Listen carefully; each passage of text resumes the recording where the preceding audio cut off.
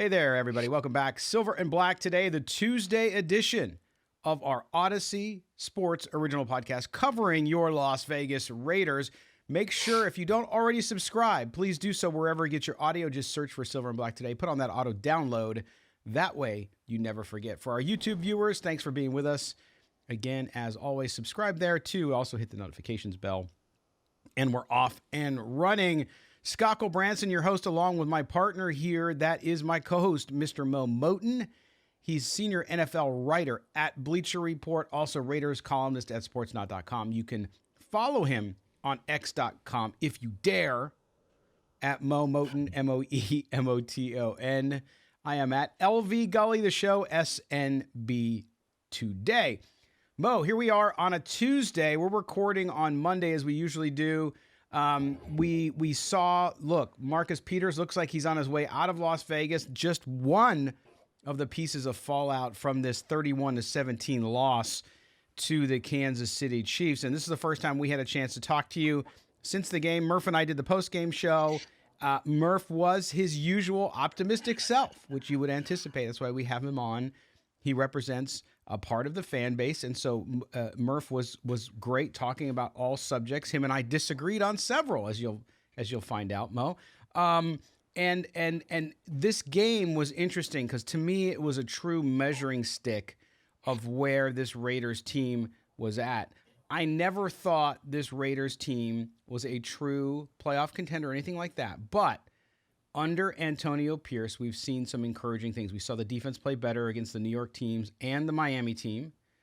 And going into this game, you and I said this two-game stretch between Miami and Kansas City, they had to kind of have one of these if they were going to actually perhaps make a push towards some sort of wild card spot in the just brutal AFC playoff picture. That has not happened. They went 0-2 in that stretch. Mo, give us your initial impressions. Any of the what you saw in the game on Sunday against the Chiefs? Anything surprise you? Anything stick out? Was there any other outcome than what we saw on Sunday? Well, I'll say overall the score didn't surprise me. I think I predicted 20. What did I predict? 27-16. So I was close on the score. It was close. Said the Chiefs would win by double digits. I think we were both not anticipating the Raiders scoring 20 because the Chiefs have a pretty good defense. What surprised me is the Raiders jumping off to a 14-0 lead. Now I've become accustomed to the Raiders scoring early. They had 10 points in the first quarter against the Dolphins.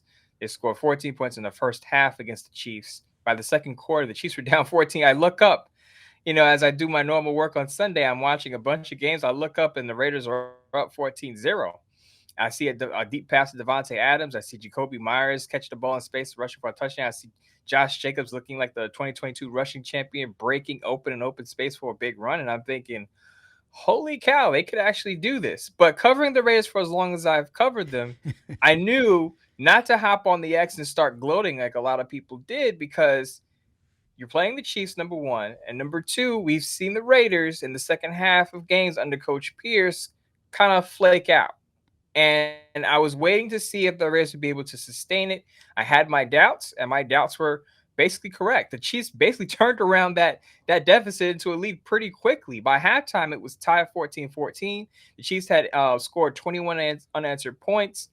I would say the outcome of the game didn't surprise me, but I will say that I like what I see from the Raiders coming out of the gate. It's clear that the Raiders are a well-prepared team. I posted this on the X. The Raiders prepare for their opponents very well. You don't score 10 points in the first quarter against the Dolphins and 14 points in the first two quarters against the Chiefs and not be prepared. The problem is they don't adjust well. And I think we agree on this point, Scott, that I think that's a product of an inexperienced coaching staff. It's a product of not having enough, as I said, dudes on both sides of the ball. And you have a limited quarterback. So with all of that mixed in, you're going to have struggles in the second half, especially if you can't adjust. You have a first-time offensive play caller. Antonio Pierce doesn't have much experience either. You're going to have bumps in a row like that if you can't sustain, and that's what happened against the Chiefs on Sunday. Well said, my friend, and I agree with you on every point. I think that when you talk about being well prepared, I think that going into the game, as you mentioned, they're executing their offense at an extremely high level. Aidan O'Connell comes out, looks sharp, does not look in any way nervous or unsure of what he wants to do. The play calling to start the game off that script was excellent. You have to give Bo Hardigree and Antonio Pierce credit for that. And then something just happens and it just stops. Now, I don't know if somebody gets nervous, if somebody is unsure of the plan and they start to stray away from the plan. Now, game situations can dictate that too, right? Something unexpected happens and suddenly you're like, whoa, wait a minute. That wasn't part of the plan. And then you have to adjust. Hey, Mo, just like you said, adjust. And I think that's right. That's where the inexperience comes in. And a lot of fans, as I saw as they were talking to me after the game and on our post-game show, were like, get rid of Bo Hardigree. All Antonio Pierce needs is an offensive coordinator. But I think what you see, and again, it's inexperience. What you see is, remember, the head coach, folks, and all of you reminded me of this when Josh McDaniels was there. That disaster he is the game manager. The head coach is the game manager. Okay. Yes, he's got his guys running offense and defense, but ultimately he's responsible and he has to keep the team on track. We saw McDaniels get off track. He had the same problem, by the way, Mo, right? This is not a new problem. This is 12 weeks of this, of coming out, first drive, looks great, and then even under Jimmy Garoppolo, first drive looks great, second drive, they look like they're completely lost. So this is nothing new. We didn't think, at least I didn't think, Mo, I didn't think it would get solved overnight, okay? But what I did expect was a little more of that ability to adjust so that maybe going into the third quarter, you're still going and this is a 3-point game. And yeah, then maybe the Chiefs pull away towards the end because you're right, they have more talent. But that's what surprised me is that it seems like it's just the shelf life is a quarter and a half every game. And it's just crazy how it falls off a cliff. Now, people were the Chiefs aren't that good. Dude, the Chiefs still have a top 10 offense, okay? And they have a top 5 defense. They're a good team, no matter how much you hate them. And I'm cool with the hate because it's Raider Nation. That's the way it goes. But you cannot take them lightly. They can put points up on the board. They've had their problems. Did you think Patrick Mahomes and that team would go 6 games without scoring in the second half? No, sir. They were going to get theirs, especially against the Raiders defense. So yes. So I think you have the combination of not having the players, depth, and then the inexperience of the coaching. Now, does that mean he can't be head coach in the future? No. Does it mean he should be head coach already because he's a cool guy, drives a 64 Impala, and listens to NWA? No, he's not. To me, you can't make a decision on it yet. That's why fans who are either he's done, he shouldn't be the coach, or fans who are, or people who are saying, even some folks in the media are saying that he should be the coach, you should give him the job now, he's one of us, are wrong too. I think, Mo, we still need to see how the final 5 games play out. My answer to that is, what's the rush to make him the head coach? You still have 5 games left of the season. Like, there's no reason to make a decision now. You wait until the end of the season, you see the results, and then you make a decision because, one, you don't know who the other candidates are who are going to be available. Why are you making the decision now? You don't even know who's going to be available in the offseason. To me, that would be a poor way to go about the head coaching search, making a decision before you even know who the candidates will be. Right. So do you, like, if you're hiring someone, do you just make a decision when one person walks in the door without at least talking to the other 5, 6, 7 candidates? I don't know any good company that does something like that. Some people might, though. I mean, listen, I get it. And we're gonna devote the last segment of the show to talk about Pierce, his staff, and the future, because I think it deserves that.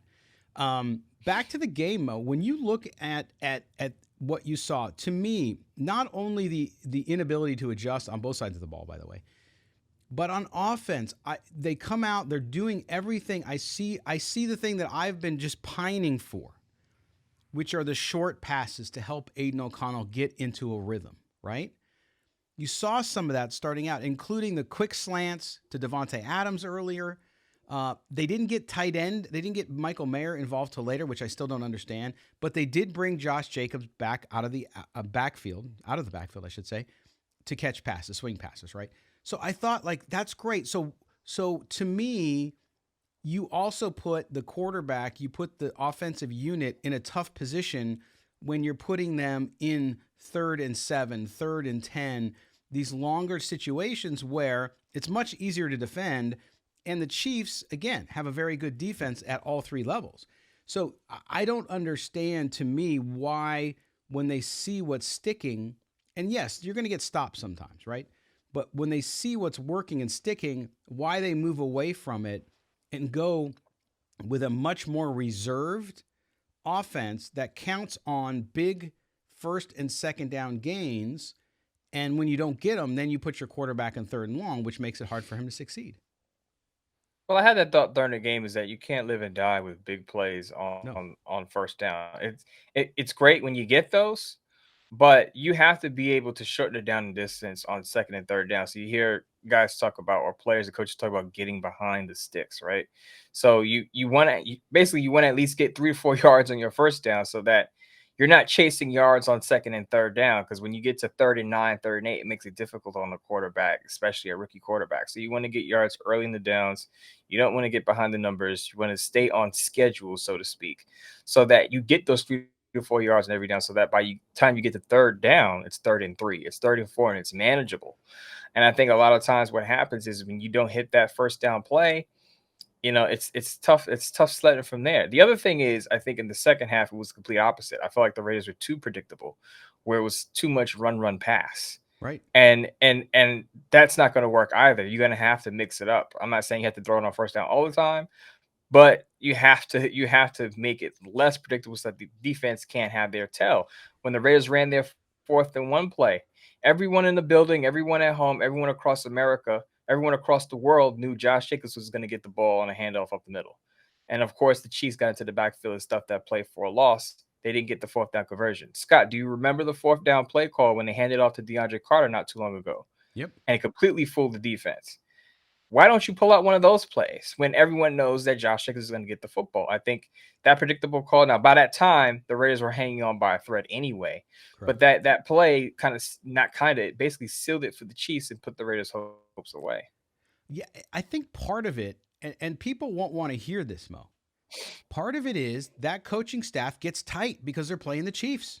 Now, you could say the Dolphins have the number one offense and all that stuff, and I get that. But they're not the Chiefs. I'm telling you, it's a different mentality. It's not Andy Reid.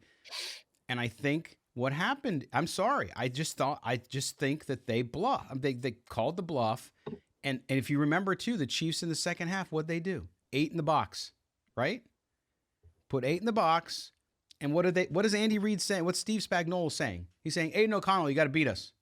Come on, let's go. You got to beat us. Now, could he have? I think he could have. I think he could have done. They could have scored. He could have done more damage. But he was not given the structure nor the plan to do so, especially in the second half, right? There was too much, to your point, about run, pass. And, of course, then you're an 8, 11-yard pass. You get some sacks. And now it's 3rd and 13, and it's just not going to happen, right? It's just not going to happen, especially when you have no speed. And Trey Tucker, to me, was underutilized again yesterday. So you put that all together, you have the coaching and just getting nervous. Like, it happens. You're in a high-stakes shootout with one of the best teams in the NFL, and you're kind of blinking. Am I wrong? I know I'm dramatizing it for radio here, but I think that's what happens. It's funny to me because I know it sounds silly to say this, but the Raiders had a chance to win this game. I know it doesn't look like that by the final score, but they were up by 14. This is a game where they had 0 penalties, Scott. Think about that. The Raiders weren't penalized once. So the people out there saying referees, you can't blame the referees for this but one. Mo, they missed holding calls. I understand that, but great players are going to get held. That's just the nature of it. Khalil Mack, I watched Sunday night. He was getting held. Max Crosby. I'm not downplaying Max Crosby. He played hurt. He was sick last week. Still got a sack. 50% of Max Crosby is better than a lot of the league. But that's just the nature of it. You're going to get held, and you still have to make plays. And Max Crosby did make plays. So shout out to him for playing through sickness, through injury, and still making an impact. Had a sack on Patrick Mahomes. Became the player to sack Patrick Mahomes the most in the league with 5. He passed to Nico Autry on that list, by the way. But one thing I want to point out that we haven't talked about yet, and I guess we'll talk about this in the next segment, is all throughout the week, we've been hearing that the Chiefs pass catcher group is not very good. It's just Travis Kelce, and Travis Kelce had a rough game on Monday night. Rashee Rice went off against the Raiders. He did. 8 catches for 107 yards and a touchdown. And I talked about it a little bit last week. Tyreek Hill went off for about 146 yards. Now Rashee Rice goes up for 107 yards. He's a rookie second rounder. And I kept mentioning this on this show over the past few weeks. The Raiders have a problem at cornerback. And again, we'll talk about this, but it's clear that they don't have anyone to cover, not even an ascending wide receiver. And I think that's part of the problem. Had the Raiders had a solid, serviceable cornerback on the outside, Rashee Rice doesn't go off, and there's more pressure on Travis Kelce, and the Chiefs don't have such an easy time going up and down the field through the air with Patrick Mahomes throwing the football. Right. And it's funny because I said it yesterday. It's usually a term you use when you talk about college recruiting, but I was using it with the Raiders, which is you don't have the Jimmies and the Joes, right? You don't have the top line talent at every level. This is where I get in disagreements with people, Mo, about the roster. Oh, we just need a couple guys. No. You need a couple guys at cornerback alone. Then you add in linebackers, then you add in interior defense, and then you add an edge rusher. Yes, they drafted one. He hasn't done anything yet. We can talk about that in another show. But they have lots of needs, okay? And so it's not to say that to be pessimistic at all. It's just the reality of it. And when you, to your point, you just encapsulate it so perfectly. When you have Rashee Rice go out there and have the type of game that he had, 107 yards, and universally the NFL was talking about how bad this receiver core was, it goes to show you got a long way to go. And that's why I wrote a piece that you can read up on Sportsnaut, a column where I said they got to focus on the future. And the reality is they're not near where they need to be. Does that mean that they're at square one? No. But there's a lot of work to be done. And so the future is something that they should focus on, even with 5 more games to go. I'm not saying you give up, but you got to focus on that future. And that future means filling holes and getting depth, because you have to have depth to win in the NFL. I'll give you the last word here before we hit the break. As far as what the team needs, and I see the disagreements with you and other people, but to me, I'm not giving up on Aidan O'Connell, but in today's league, you need a playmaking quarterback. The Raiders, regardless of what happens to Josh Jacobs, I said this on my Bleacher Report Live, they need an RB2, a change of pace running back. They need a cornerback. I just talked about that. They need a defensive tackle. They need a right tackle. So right there, I just named 5 needs off the top of my head. So it's not just a couple or a few guys. It's a handful of guys they need to compete. Well, and you mentioned the big one, quarterback. And we're going to talk about Aidan O'Connell, because Aidan O'Connell did well against the Chiefs. He could have done better. Did he make mistakes? Of course he did. Everybody does. But I don't think he was put in the right position to do as well as he could have. So we'll talk about it when we come back, but we'll also talk about whether or not after 5 starts, he's anywhere close to answering the question of whether he's the answer or not. I'm sure we'll have an opinion on that. You're listening to Silver and Black today, an Odyssey Original Podcast. We're coming back right after this. Don't go anywhere. Welcome back. Silver and Black today, an Odyssey Original Podcast covering the Las Vegas Raiders. And we are here talking about the Raiders lost to the Chiefs, but also moving forward, some of the questions this team needs to answer. Mo and I, before the break, we're talking about the needs that this team has. It's not just 1 or 2 players on both sides of the ball. It's multiple on both sides of the ball. We're going to get into that a little bit here as we talk about Aidan O'Connell. You look at Aidan O'Connell, just to go to my stats, 23 of 33, 248 yards, 1 touchdown, a passer rating of 101.6. And, of course, didn't turn the ball over. That's huge when you're talking about a rookie quarterback. And for this 4th-round kid out of Purdue, has done well over his 5 starts. He's had his moments, and of course, we've seen those, and they've hurt the Raiders at times, and other times it just is what it is. But when you look at what he's learned over 5 games, Mo, and what I think more importantly, and of course the coaching staff, the player personnel at the Raiders, we said going into this, play him, we don't know what you have, you got to see what you have. And so far, I'm going to make the bold statement. You ready, Mo? People won't like it. And you know how much I like Aidan O'Connell. I've been cheering for him to do well, okay? What I see is a quarterback, given more time, can develop into possibly a starter, but more likely a really good backup.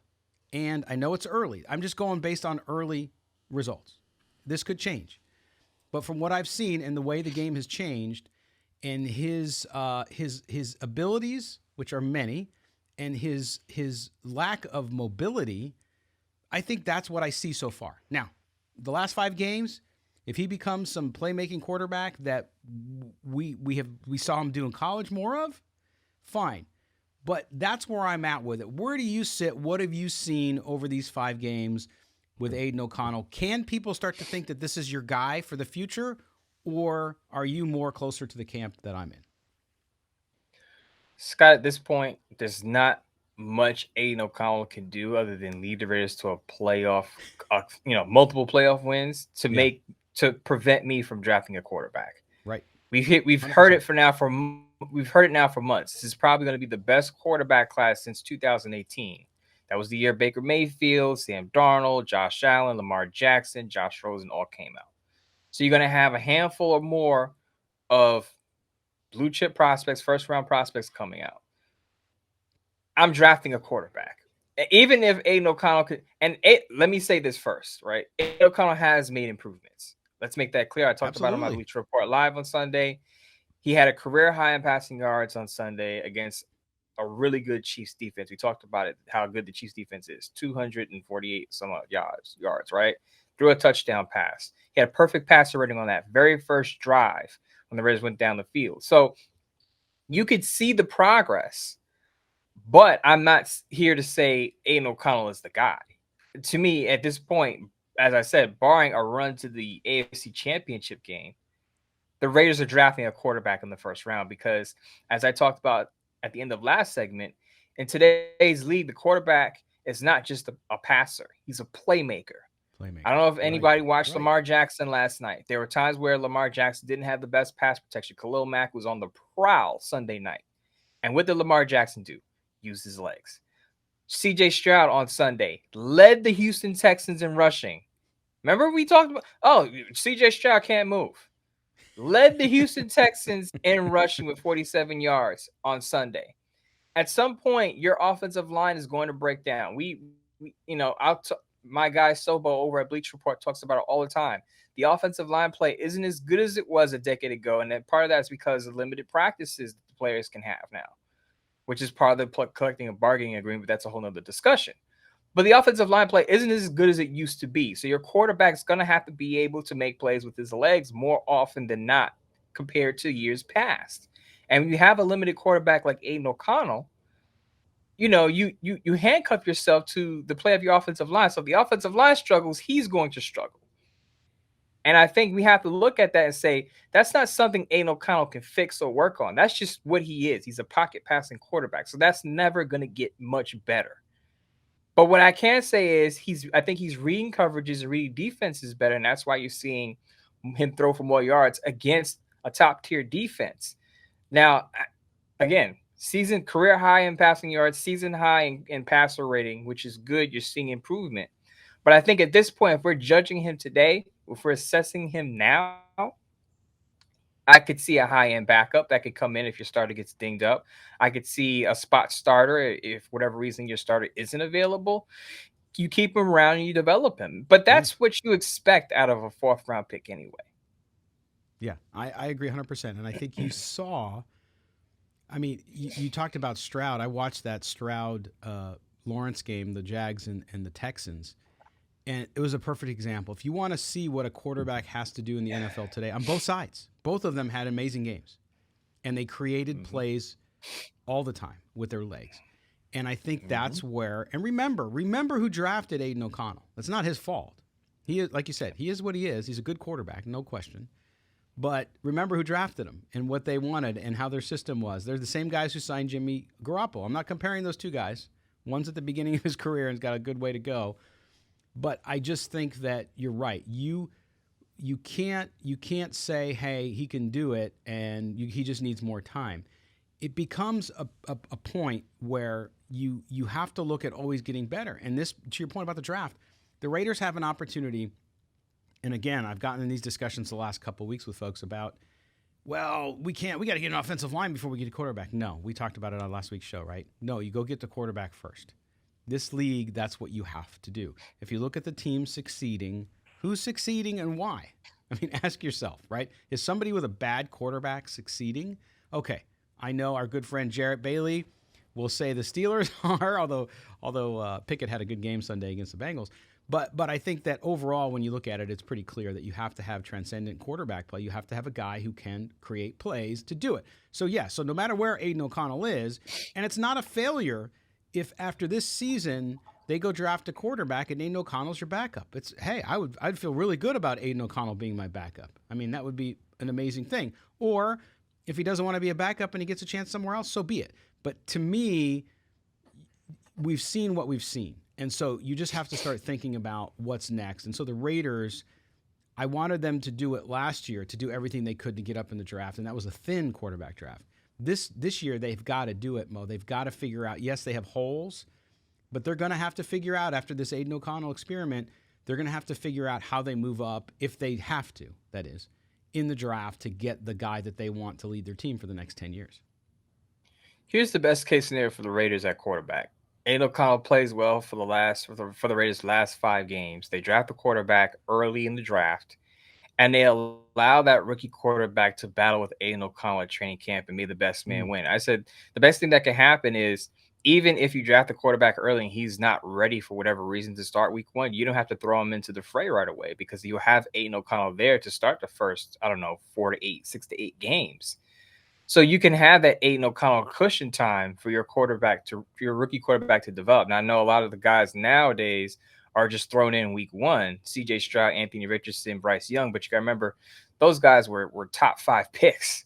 So if the Raiders, let's say they have the 15th pick and it's a quarterback who's maybe ready for week 1, but not a lock to start, they have Aidan O'Connell there to begin the season and hand the baton off at some point. So it's a good problem to have when you have a capable, high-level backup borderline starter and then a young, high-end, high-ceiling rookie quarterback in your back pocket. But whatever the case is, as you said, the Raiders have to solve their quarterback situation because you're not going to win many games with mediocre quarterback play unless the other parts of your roster are that good. And you mentioned the Steelers, right? Kenny Pickett.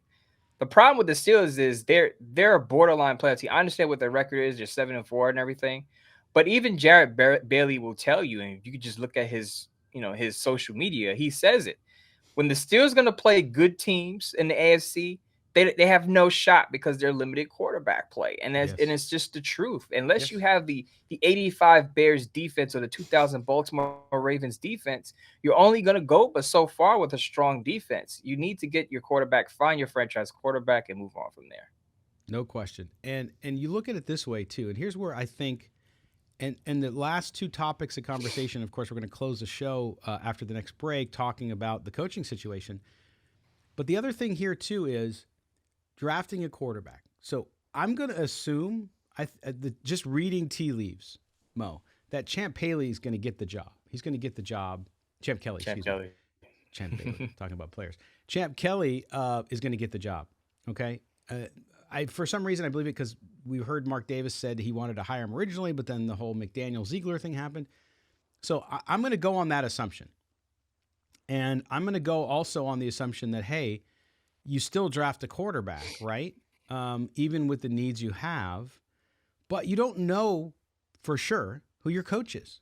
You don't know what system you're running, right? So there's a little bit of dependencies. There's a little bit of kind of yin and yang here when you're talking about the future of the quarterback position. There's already been stories floated, including from our good friend Vinny Bonsignor, about Champ Kelly. Champ Kelly drafted Justin Fields. The Bears are going to get rid of Justin Fields. So you could be in a situation where you have a Justin Fields and a rookie, depending on what they do with the contract coming over from the Bears. It's a whole different situation, unless Champ Kelly says, I'm committed to Justin Fields as our long-term viable starting quarterback. That could happen. It could happen. I like Justin Fields. I don't know if he's the answer. We'll see. Chicago's such a terrible situation. So there's a lot of moving parts, and we don't know. It's hard to even guess, Mo, what the answer will be at quarterback because we don't know permanent positions yet on GM, on head coach, and what the future looks like for the Raiders. Aidan O'Connell, does he play a part of it? Absolutely. I think he'll be in camp. It's cheap. He's there. He's under contract. He'll be there for the Raiders, who he'll be competing with. And I love that you brought that up because I think that's what has to happen. No matter who comes in, it has to be an open competition. That's the best way to do it, I think, with quarterbacks coming in, especially young ones. So there's a lot to consider here before they make that choice and before they decide which direction they're going to go. Connecting the dots very well there. I like the Justin Fields idea. I know some Raider fans don't. I'm still a Justin Fields believer. I don't know how So am many are I. out there because the Bears have not been good this year, but I think Justin Fields is a starter in this league, and I think if put in a good situation, he can flourish. My one concern about Justin Fields, my biggest concern, I should say, is can he stay healthy? Because he's been dinged Yes. up because he moves out of the pocket a lot. He has the mobility that I like. The problem is he's been hurt. He was hurt last year for a stretch. He was hurt this year for a stretch. So he's got to stay healthy. But I think Justin Fields could be a starter in this league. And if Champ Kelly is going to be the full-time GM, I could definitely see a Bears Raiders deal where Justin Fields comes to Las Vegas and I would still draft a quarterback. If So would I. maybe not in the first 100%. round, maybe in the second round. I would still have some competition because then you have Justin Fields, you have Aidan O'Connell, and then you have a rookie quarterback. And as I said, may the best quarterback win. You keep bringing in quarterbacks until you find your guy. Absolutely. And by the way, I wouldn't be opposed to the Raiders for future compensation moving up and getting another second round pick or another first round pick if they can, a low first round pick for future compensation so that you can get your quarterback and something else, defense or offensive line in that first round. Heck yeah. We'll have plenty of time to talk about that once we get to February. But anyway, but that to me is also important. And that's why, as much as people like Antonio Pierce, I don't think you can commit to him because you have all these other things that you have to do. Now, you could say bring in a great OC. Who's going to come to the Raiders that's a proven OC, that's a quarterback whisperer? We don't know. I don't know that there's anybody out there or that Antonio Pierce knows them or that he could get them there, number one. So when you talk about the coaching situation too, knowing that you're going to probably bring in a quarterback or two and the future of your offense could be different, boy, you want to make sure you have the right guy to do that. And so whether that's Antonio Pierce or somebody else, it's going to be a tough decision. When we come back from the break, we're going to talk more about the coaching situation and why, as much as you like him, you just got to wait and see what happens with Antonio Pierce. Is he the guy? Can't say that he is. Can't say that he isn't yet. Is there indications that he is? Sure. Is there indications that he's not? Yes. We'll talk about both when we come back here on Silver and Black Today, an Odyssey original podcast. Don't go anywhere. Welcome back to the home stretch here on Silver and Black Today, the Tuesday edition. Moe Moton, Scott Gulbransen back with you, talking all things Las Vegas Raiders football. Do us a favor, please subscribe to the podcast wherever you get your audio. If you're with us on YouTube, hit the subscribe and the notifications bell, and we will jump in there and have fun with you in the chat. Thanks for all being there, and thanks for your support here of Mo and I on the show. Mo, we were talking about Coach Pierce on the way out to the last break, and whether or not he's the guy, we don't know yet. But to me, I look at it this way: 2-2. He beat two bad teams. He lost to two good teams. Okay, so take that for what it's worth. Now you get the bye. He's going to get a week to look at how things have gone over 4 weeks. Okay, and the entirety of the season too. Obviously, his coordinators are the same for the most part. And he now can make adjustments and decide, okay, here's the plan of attack for the last 5 games of the year. What are we going to do differently? Are there changes that we're going to make from a lineup perspective? We talked about, obviously, Marcus Peters on his way out the door. Are there other changes? Are we going to see some of these younger players involved? If I'm Champ Kelly, I'm interjecting myself to say, hey, AP, we got to see what some of these kids got. We got to see what Sylvester has. We got to see more Trey Tucker. We got to get which will require more creativity and aggressiveness on offense. So in my view, Mo, he's now got, it was a 9-game audition. Now it's reduced to a 5, because I think at 500, the jury's still out. I think we don't know yet. You can root for him to succeed. Great. That means you're rooting for the Raiders to succeed. Nothing wrong with that. But this becomes almost like a mini season. You got 5 games left, couple tough ones on there, and then other games that are winnable. Okay. I think he's got to prove over these 5 games that he can win, not motivate. Motivating's great. Everybody loves the fairy tale, Mo. We all like happy endings. Take that the right way. Okay? But you can't get caught up in, see, we're still a family show. Kids Kids know about fairy tales. But we can't get caught up in the whether you like the guy or not. Now it has to become about results. Do you see players progress? Do you see the offense progress? Again, it doesn't have to be perfect. I don't care. Even if they go 2-3, if they fight and scratch and the offense is creative and they're just losing games because they don't have the bodies, okay, fine, great. But I think that's what we have to see. We have to see that he can prove that he can adjust, that he can change things over a bye week and get better at managing game and managing the talent he does have. So I'm going to talk to the people who have done hiring in their lifetime, because I've had to hire people. Believe it or not, I've had to hire people in my lifetime, right? Do you hire a person without looking at their complete resume? Do you just look at half the resume of the first page? I know a resume is supposed to be one page these days, but do you just look at the cover letter and say, oh, we're going to hire this person? Because right now, Antonio Pierce's resume is incomplete. It's you just talked about it. There are 5 games left in the season. Why should the Raiders make a decision on a head coach when you still have a third of the season left? Now, they have a bye in there, but they have to make some changes, as we talked about, maybe to their offensive and defensive personnel.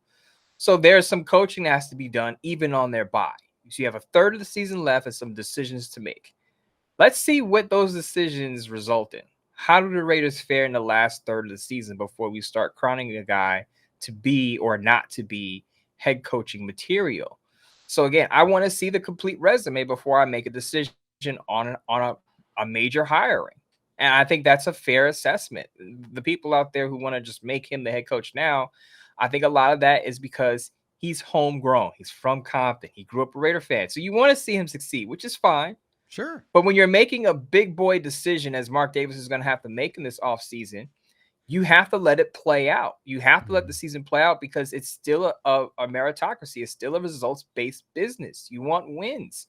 At some point, the moral victories run out and it gets stale. You're tired of just competing. You want to win football games because we're not in the business of, oh, we were close. Oh, we were competitive, because that doesn't help you keep your job. Winning football games helps you keep your job. Is that simple? No, I agree with you 100%. And I think it's not a light thing to talk about how I think Raider Nation looks at Antonio Pierce as one of their own. Although I'd never heard really anybody talk about him until this happened and they found that out. But that's okay. You find out what you find out. But I get that. You want to pull for somebody. You feel like they're one of you, right? And so the relation there, I get that. And there's nothing wrong. There's nothing wrong. Again, he's your head coach. If you're a fan, he's your head coach. You want him to win, not just because you want him to do well, but because you want your team to win. So I get that. Mm-hmm. But to your point, you have to be able to go out and prove it. And I saw a lot of people that I respect say, oh, he just needs an offensive coordinator. Really? How do you know that? Has he managed a game well? Has he managed a team through adversity towards wins and overcome those? Has he made adjustments? Well, if his offensive coordinator was better, guess who makes the final choice and decisions? I mean, yes, he's calling the plays, but you don't think Antonio Pierce can go over to Bo Hardigree and say, hey, Bo, that stuff you're doing, forget about it. I want to go this direction. He can. He's the guy. He's the head guy. He's the CEO of the football operation on the field. Okay? That's part of being a head coach. It's not just standing there and looking agitated. You're in charge of it all. And you can overrule your offensive, defensive coordinator and dictate the way the game plan is put together. That's one of the core jobs too. So to me, there's not enough there for me to say, yeah, he should be a coach, or if he had the right offensive coordinator, he'd be fine. No, I don't know. I don't know that, right? He did a great job coaching up those linebackers in his job as a position coach. We saw improvement on the defense before this week when they were just outmanned and outgunned, and Max Crosby wasn't 100%. So those things, it's too early, and you can't, to your point about hiring, though, the first thing you don't do, besides hiring family, is you don't hire or make any decisions on emotion. Emotional Correct. Decisions are never good decisions. Do they sometimes work out as good decisions? Yes. That's by chance. Okay? But overall, anybody who manages a business, manages people will tell you Emotional decisions are bad decisions. So, that said, you have to wait till the end of the season. You got 5 more games. If Antonio Pierce wins 1 more game or 2 more games, okay, and he goes 4-5 over the final 9 games, are you going to tell me if that was Josh McDaniels, you wouldn't want him fired? Because to your point about meritocracy and results, you have to go with the results, no matter if you like the guy or not. If the Raiders had the same record that they will have under Antonio Pierce at the end of the season, of course, I'm just making assumptions, as they would under Josh McDaniels, everybody would scream, yes, and Josh McDaniels was a dick. Nobody liked him. I get it. You like this guy. But that doesn't change the fact that the record wouldn't be worthy of somebody earning the head coaching position. The other thing is, and I mentioned this, is Antonio Pierce is also competing with other candidates. So I know a lot of Raider fans like Ben Johnson of the Detroit Lions. I know they had a stinker on Thanksgiving, but Ben Johnson is still relatively highly respected young offensive coordinator. So you're telling me if the Raiders go, I don't know, 7-10, 8-9, and Ben Johnson says, I want to be the head coach of the Raiders, you're going to turn down Ben Johnson for Antonio Pierce, who won 7-8 games?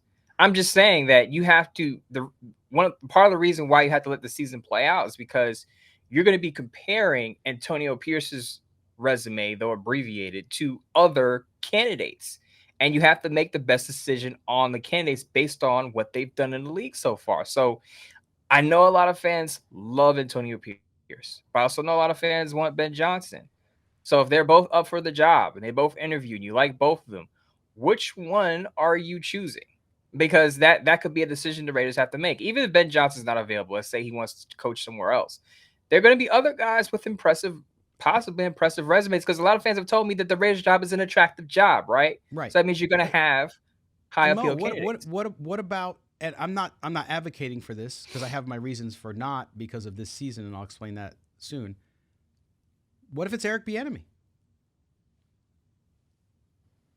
And a lot of fans like Eric Bieniemy too. And that's all I'm saying is that you have to open up. You can't. Mark Davis made a comment after he fired Josh McDaniels. He said he wasn't going to be swayed before the offseason to make a decision because he made the decision on Josh McDaniels before the Raiders got to the offseason. He was already locked on Josh McDaniels. He said he doesn't want to make that mistake again.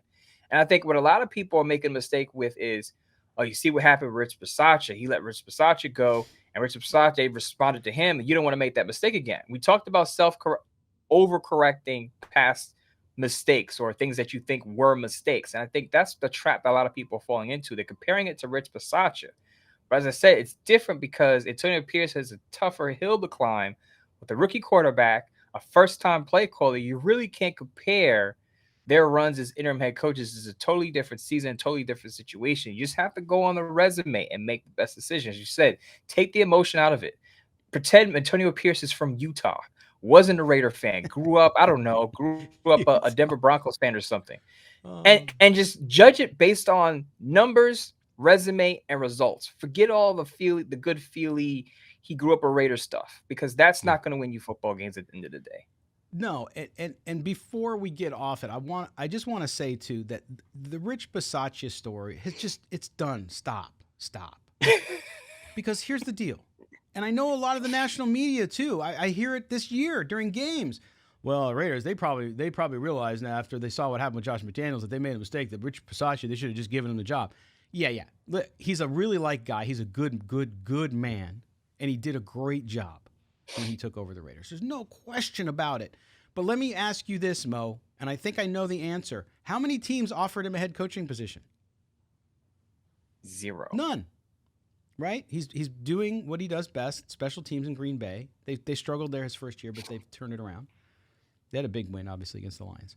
So stop talking about Rich Bisaccia. He was not a head coach. He was not going to be a head coach. He interviewed for one other job, didn't get it. God bless him and his family, okay? Let me say that. But he wasn't a head coach. Let go. The past does nothing for you. You remember the past, you enjoy the past, you learn from the past. But you can't live in the past. So don't compare Bisaccia to Antonio Pierce. Different situations, different men, different strengths, all that stuff. And so to me, to your point, you got to wait and see who's out there, who's available. Is anybody a guarantee? No. If it's Jim Harbaugh, I don't know. Can he still coach in the NFL? Probably. I don't know. I think he'll end up in Yes. Chicago. That's just me because he knows he can get a quarterback and the top receiver in the draft all within 3 picks. So if I'm him, I'm going there. But he's got a Raider connection. So to your point, you have to wait and see what that sort of pool of people look like and what names are out there. And you're right. Mark Davis, to his credit, is going to give it some time and figure out what's the best choice he's going to make. Hopefully he's getting good advice too, to make that next hire. But Mo, before we check out of here for this show and for this week, we're obviously going to take a little bit of time off too with the bye. But let me ask you this: when you look at this team heading into the bye and Antonio Pierce, what are the two biggest decisions in your mind, or two biggest things that he needs to focus on during the bye week to come back after it, get after it, and get this team back on the winning track? First things first, how does the offense sustain its productivity past the first 20 to 25 minutes of a football game? They have to figure out their second gear. What's their counterpunch? I posted this on the X on Sunday night. The Raiders come out firing. They come out throwing their opening punches and they land. The problem is once the other team adjusts, they have to counter that adjustment. And they have to figure out what the second gear of this offense is. When the offensive line is not protecting well, when the run game isn't chewing up 3 to 4 yards per carry, what do they do? What's their second plan of attack? They have to work on that at practice. The other thing is we talked about Marcus Peters. They have to find out what the personnel of their secondary is going to be, because you've had 2 wide receivers at back-to-back weeks go over 100 yards. If it's not Marcus Peters, then people have brought up Brandon Faison coming back. I brought up Jack Jones, who they claimed off waivers from the Patriots, will probably get more run. Amik Robertson is playing well. He's going to be on the field. Do you move Nate Hobbs to the perimeter, or do you keep him in the slot?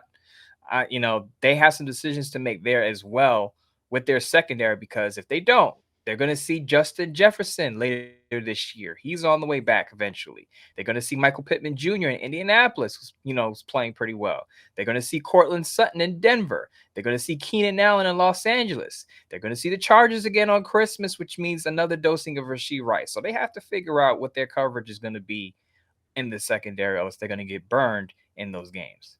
Yeah, it's a good point. I mean, you think about these teams that they're going to face, and are there some winnable games there? Of course there are. But at the same time, if you don't figure out some of those issues, I mean, again, 2 games over 20 points this year. The Raiders cannot consistently put the ball in the end zone, and they have to figure out how to do that to have any shot towards the end of the season. I say shot just at winning ball games, because, like you said, some of these teams they're facing in Denver, as much as people hate the donkeys, as they call them, they are on fire 5 in a row. And as I said several weeks ago before Halloween, Russell Wilson was having a good year. It was just being masked by a bad performance by his team. They've now put it together. And as much as he is a cocky SOB, got to give Sean Payton credit for that. He had a bad start, 70 points to the Dolphins. Doesn't get worse than that. But to his credit, you saw there's an experienced coaching staff bringing that team together, finding a way to turn around. Whether they make the playoffs or not, I don't know. They're in sole possession of second place right now in the AFC West. Scott, I know Raider fans aren't going to hear this, but I said this in the offseason. Bringing in a Super Bowl winning head coach matters. I know a lot of people want to say Sean Payton was overpaid. The Broncos shouldn't traded for him. When you see what you saw with Doug Peterson and Trevor Lawrence, right? Yes. Trevor Lawrence didn't look like a good quarterback under Urban Meyer, and that was a disaster. They bring in a Super Bowl winning head coach in Doug Peterson. Now the Jaguars are probably going to be on their way to back-to-back AFC South titles.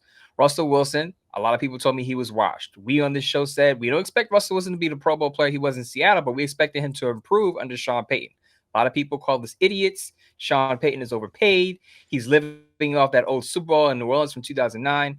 Look at Russell Wilson and the Denver Broncos now. And this goes back, I bring this up because this ties into the Raiders head coaching search. This is why I said you have to look at the resume. If there's a Super Bowl winning head coach that's available and has a pristine resume, recent wins, a high win percentage, you have to look at that. You can't have tunnel vision and say, nope, Antonio Pierce is our guy. We're not going to look at anyone else. Right. The best candidate win. You saw it work in Jacksonville. You're seeing it work right now in Denver. Absolutely. No question. That's what you got to do. And you got to do that on the field too with the players, with your player acquisition, your drafting, all that stuff. And this is going to be, I mean, they're all important, obviously, in the NFL, today's modern NFL with salary caps and whatnot. But this draft is going to be very, very big for this Raiders because of what we talked about earlier, the quarterback, because of the key positions in the trenches. They need to get talent there, young talent, and they're not going to fix it all with free agents. They need to do it and develop players from within, and that comes through the draft. Mo, it is Tuesday. Tell everybody what you got going this week. I know we're not going to do our No More Thursday show. We are maybe going to do a mailbag show. We'll see. We got some mail backed up. We'll see if we can get it together Wednesday or Thursday. But what else do you got this week with the Raiders in the bye? Yeah, we got to get the voices of Raider Nation back. Yes. On the show with our voicemails. So Wednesday, I'll have a Bleach Report Live. The topic will be TBD. I will put it out on the X probably about an hour before I go live. I'll also have a Sports Not piece. I should get the name right of the company I work for. But I'll talk about what the Raiders can do over the bye. We kind of touched on it today. Some tweaks that they can make to the secondary and to their offense so that they come out of the bye firing and possibly go on a run. I know playoffs is not the topic of discussion for the Raiders right now after losing back-to-back games against playoff caliber teams, but I wouldn't say 4-1 is impossible. And if they go 4-1, they put themselves back in the playoff discussion. Right. And the 4-1 too, as you mentioned, they play the Chiefs on Christmas Day. That's a tough one in Kansas City. It's going to be cold, the whole deal. But if you get on a roll before that and you get the confidence and your offense is scoring points, if they can score points, I mean, look, they were moving the ball against the Chiefs when they were being aggressive and when they had a good play call plan. So if they do that, fine. So you're right. I'm not in any way. I think it's not probable that they go 4-1, but it is possible. It's possible. Right? Mm-hmm. It's possible. And so I don't think fans should get discouraged, but I also think the Raiders need to focus not only on winning games, because it's a professional game, you need to, but also focus on developing talent, see what you have. If there's guys on that were on the inactive list on Sunday that I think you should have active and see what you got. Unless they're so bad already, you decided that they're not worth it, and you're going to say goodbye to them. Who knows? They're rookies, though, so I doubt it. Go. Quick point, though, Scott. Yeah. If they lose to the Vikings coming out of the bye, you absolutely got to unleash the rookies. Just let the kids play, because at that point, you're 5-8, and the playoffs are just basically slim to none chance. If Correct. They lose, I don't want to call this. We don't like to use must win on this show a lot. Right. But in terms of playoff hopes, if they don't beat the Vikings, then you can put that away. You can put that to bed. Absolutely. Yeah, especially going 3 in a row with the bye in between it. Yeah, that's not gonna. It's not gonna, especially with the way it's tightening up. Look at the Broncos again. The Broncos, they've surged out of nowhere. You talked about Jacksonville. Jacksonville is now the number 1 seed in the AFC. Who would have thought? Right now, you got the Ravens. They're obviously playing really well too. Especially that defense. Imagine that. So, that Patrick Queen guy's pretty good. Yeah, I saw him last night make a play. Someone on the show was calling for the Raiders to trade for him. I don't know who it was. Yes, didn't happen. Dave Ziegler was too busy looking for diamonds in the rough, I guess. I don't know. Who knows? Or looking for a new job. But anyway, make sure you check out Mo's work there on Bleacher Report and also on Sports Not, and check out his live show on Wednesday. It's always a good time in there. So download that Bleacher Report app so you can check it out. All right, we're going to check out ourselves. We're going to enjoy a little more time this week. So like I said, Mo and I will work together. We'll get a mailbag show, even if it's a shorter one, because I do have a backlog of mail and voicemails. So I think that's what we'll come back at you with, because nothing to analyze this week. The Raiders are not playing.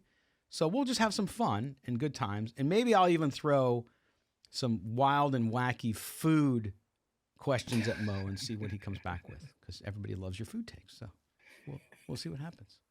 Love is the new hate, I guess.